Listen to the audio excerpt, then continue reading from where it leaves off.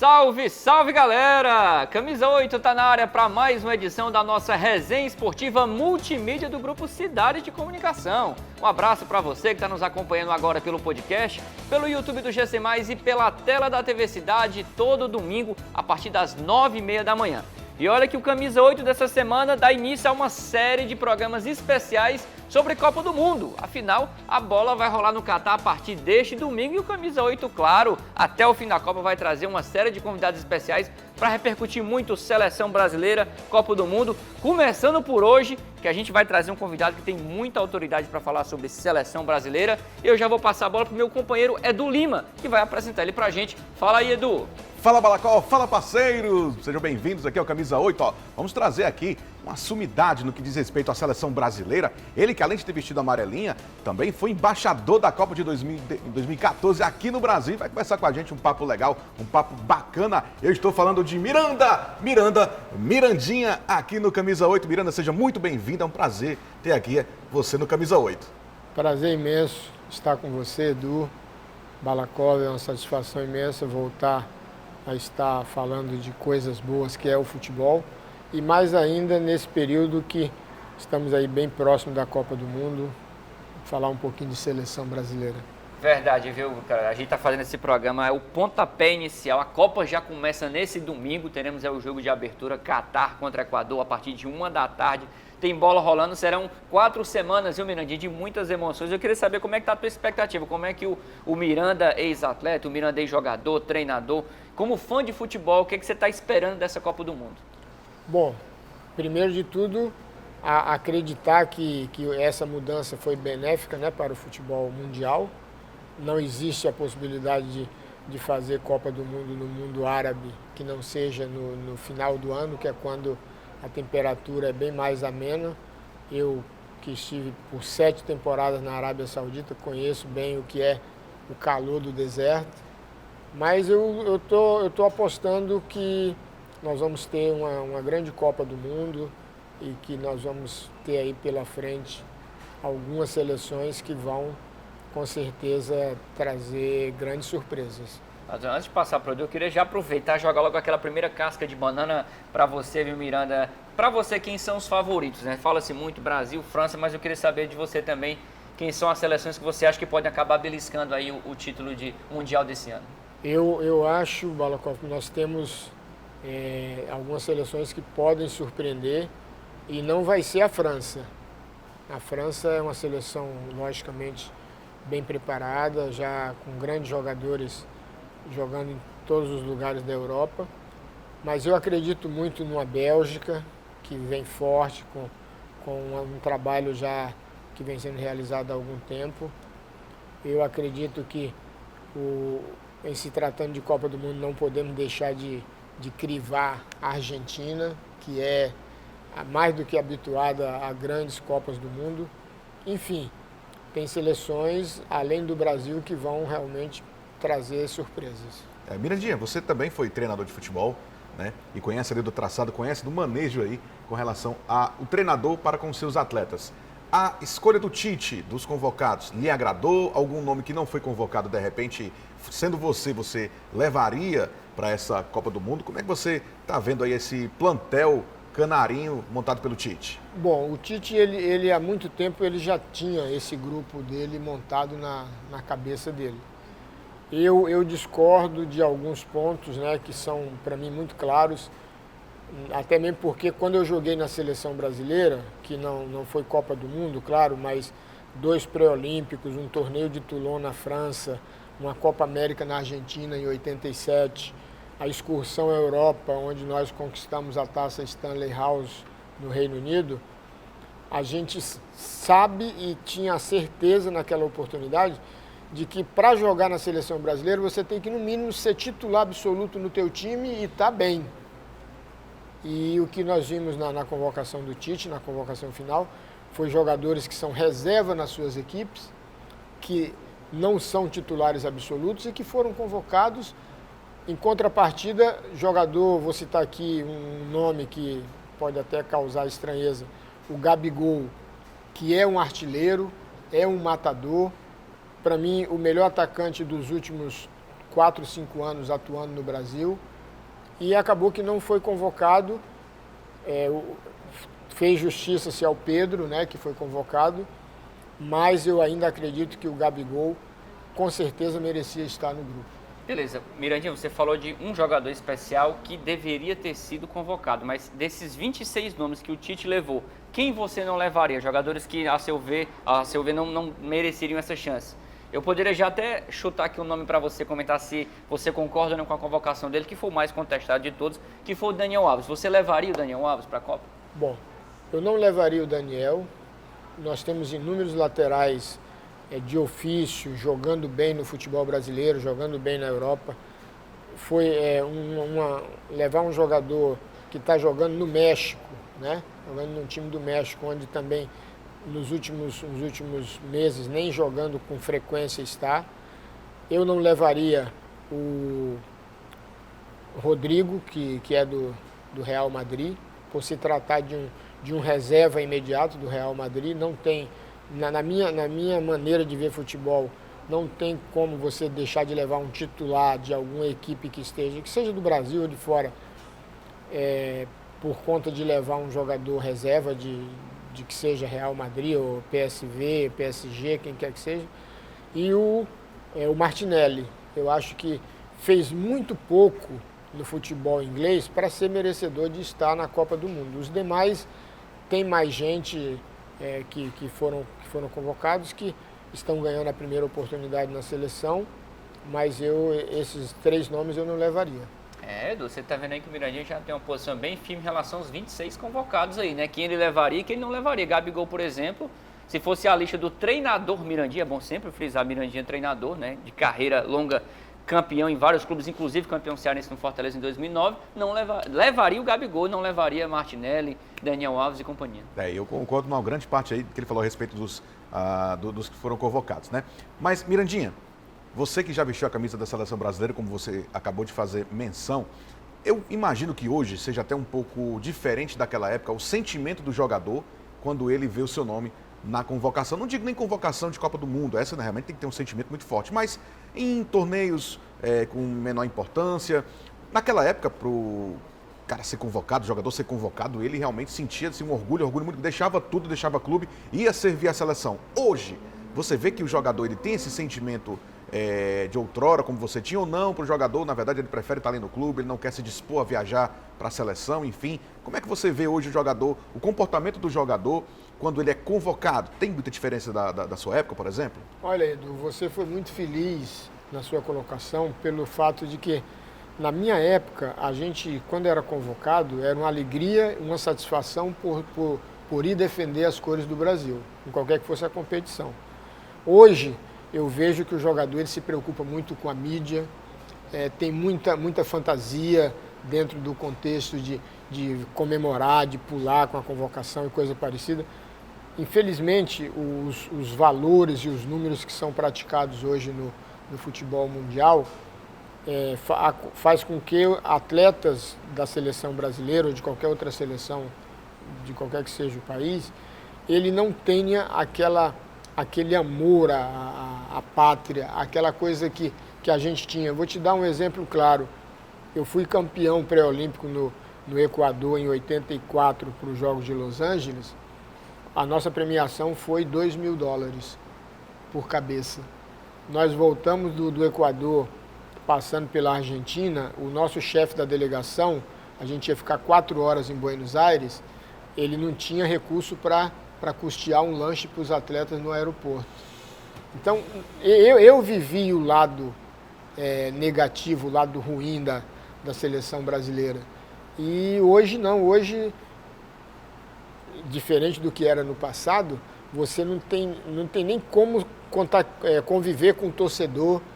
O jogador hoje ele está hiper blindado por todas as circunstâncias que se tem hoje dentro do futebol mundial, e isso é ruim.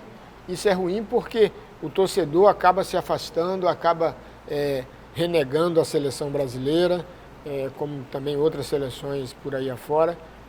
Na minha época a gente ia para o saguão do aeroporto, dar autógrafo, conversar com o torcedor, dialogar com o torcedor. tanto o torcedor quanto a gente se sentia feliz por isso. Hoje não. Hoje eu tive o ano passado em Manaus para ver Uruguaio e Brasil, né? Que foi feito em Manaus. Para mim chegar no Tafarel para pegar as 2 cortesias que ele me conseguiu para mim, eu não consegui pegar da mão dele. Teve que vir na mão do segurança para o segurança me repassar. Então isso tudo eu acho que pesa contra a seleção brasileira. A gente acaba instintivamente, o torcedor, a gente que fez futebol, que faz futebol a vida toda, a gente acaba por trazer uma certa receio em termos de seleção brasileira.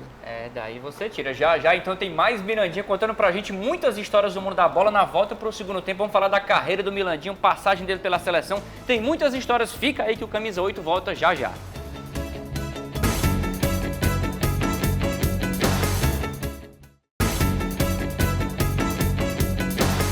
De volta com o Camisa 8, que hoje recebe nos estúdios do Grupo Cidade de Comunicação o ex-jogador Mirandinha, um dos poucos cearenses que tiveram o privilégio de vestir a camisa da seleção brasileira. A gente está nesse bate-papo aqui sobre Copa do Mundo, seleção. Eu já queria saber do Mirandinha, desses 26 jogadores que o Tite levou para a Copa de 2022, quem ele acha que pode fazer a diferença e ser, de repente, o cara para trazer o Hexa para o Brasil?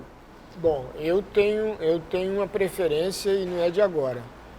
Muita gente contesta o Neymar, mas para mim o Neymar é o único jogador da seleção brasileira hoje que pode vir a fazer a diferença para a seleção brasileira.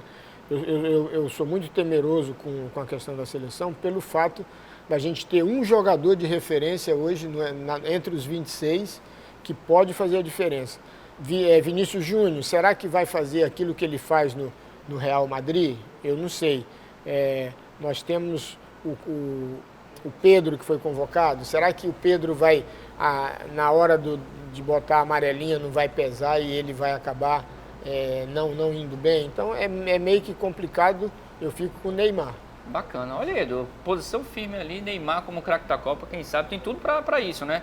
A seleção sendo campeão, o líder desse time tende a ser o Neymar. Até porque também, alguns jogadores que têm essa referência de jogar com a camisa da seleção acabam se destacando e indo para outros clubes. Por exemplo, o Neymar, quando vestiu a camisa da seleção, ele jogava no Santos e aí se destacando na seleção, acabou sendo vendido para o exterior. Mais ou menos um fato que aconteceu contigo, né, Mirandinha? Você que jogou pela seleção brasileira e aí eu acredito que tenha sido um amistoso contra a equipe da seleção da Inglaterra e o mundo inglês acabou vendo e acabou lhe levando para jogar, ser o primeiro brasileiro a jogar na Inglaterra, um cearense, né? Enfim, realmente foi mais ou menos aí, dentro desse contexto, o futebol inglês lhe viu e acabou lhe levando? Com certeza, eu estava na seleção, na excursão à Europa, jogamos contra a Inglaterra, empatamos de 1-1, eu fiz o gol do Brasil, fui escolhido MVP do jogo.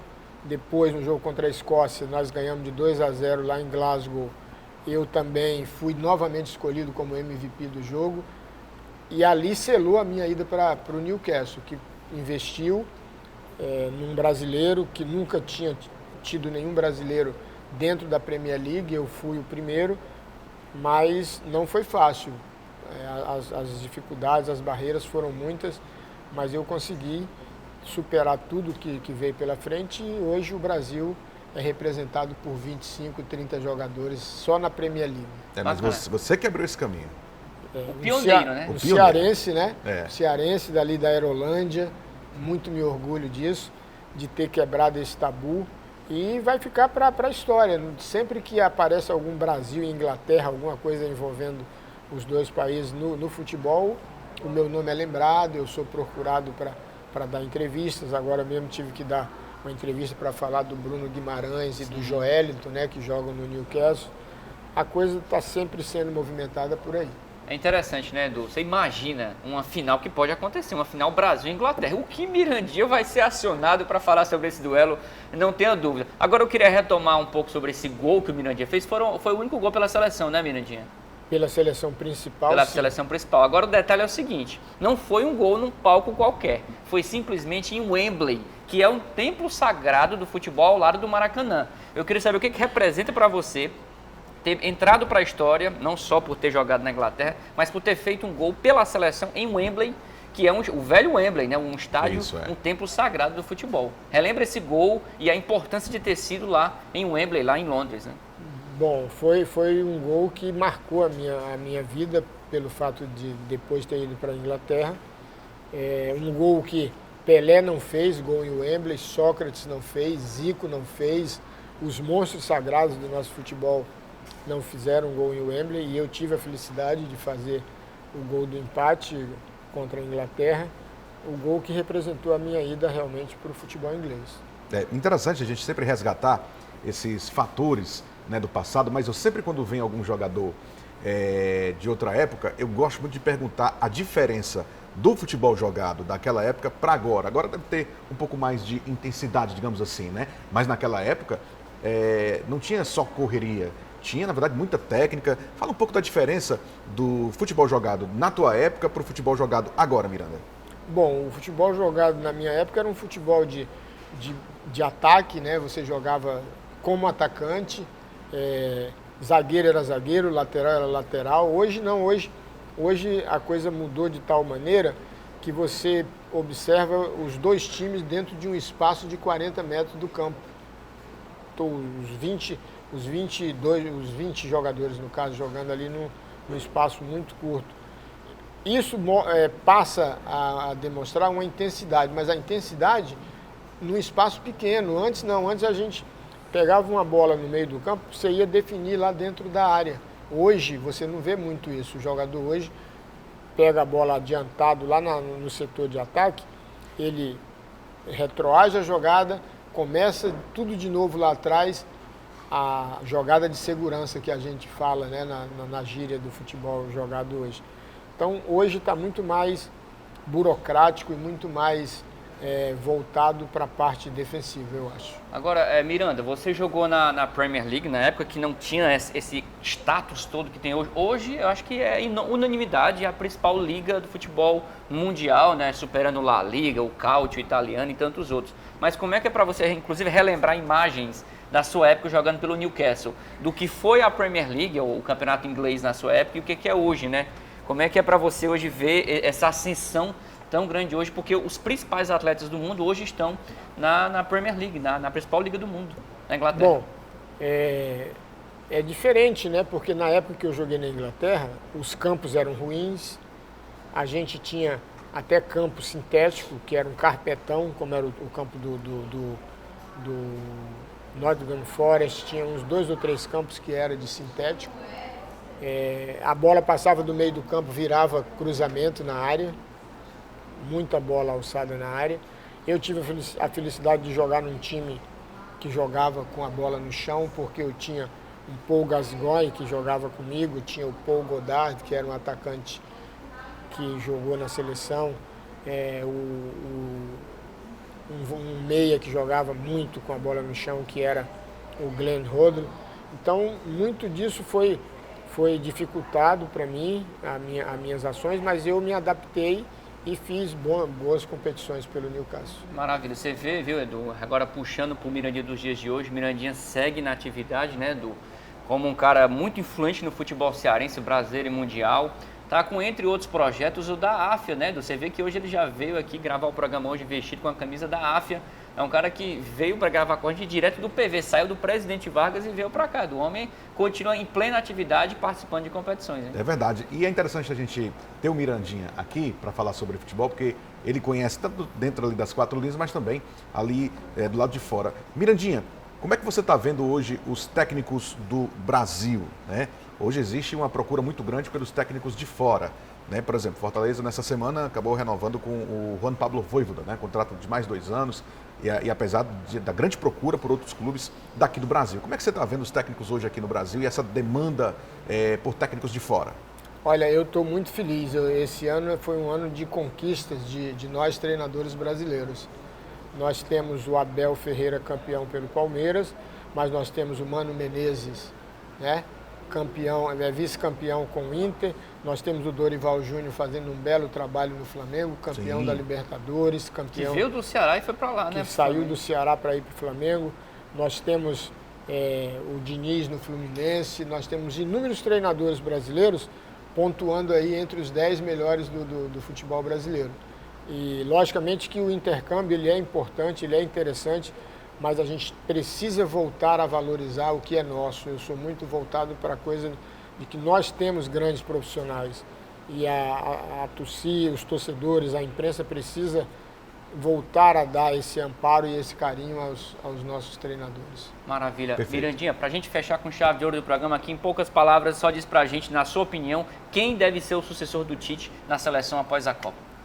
Bom, eu tenho 2 nomes que eu colocaria minha assinatura, que é o Abel Ferreira, que para mim, de todos esses que vieram aí, é o melhor, sem sombra de dúvida, e o Dorival. Eu acho que esses 2 treinadores, o Brasil estaria bem servido para substituir o Tite. Maravilha, é isso. Com isso a gente vai encerrando mais um programa Camisa 8, agradecendo muito o Edu de novo com a gente aqui, agradecer também o Mirandinha que veio bater esse papo com a gente, né, Edu? É verdade, parafraseando o nosso queridíssimo Vila Marques, né? Miranda, Mirandinha, a gente tem hoje a própria pessoa aqui, um brasileiro realmente que levou o Brasil para o mundo, mas também e principalmente o Ceará, levando aí, sendo o primeiro jogador brasileiro a atuar na Inglaterra. Obrigado, Mirandinha. Obrigado a vocês. Falar um pouquinho da AFIA, bem rápido. A AFIA é uma associação de futebol amadora internacional, faz competições no Brasil. Essa é a 5ª edição esse ano da Copa AFIA Ceará 2022, onde vários jogadores, ex-jogadores de futebol participam, com jogadores amadores que não tiveram oportunidade de jogar futebol, e na AFIA eles se sentem profissionais, porque a gente fica numa competição de 10 dias lá em São Gonçalo do Amarante. Os jogos foram lá, as finais agora no PV, e mais esse tempo todo no Vila Galé, no Cumbuco, com toda a estrutura do Vila Galé. É um evento que engrandece o futebol amador no Brasil inteiro. Beleza, obrigado Mirandinha, o Camisa 8 está de volta na próxima semana com mais um programa. A gente espera você para falar muito de Copa do Mundo. Até a próxima semana, gente!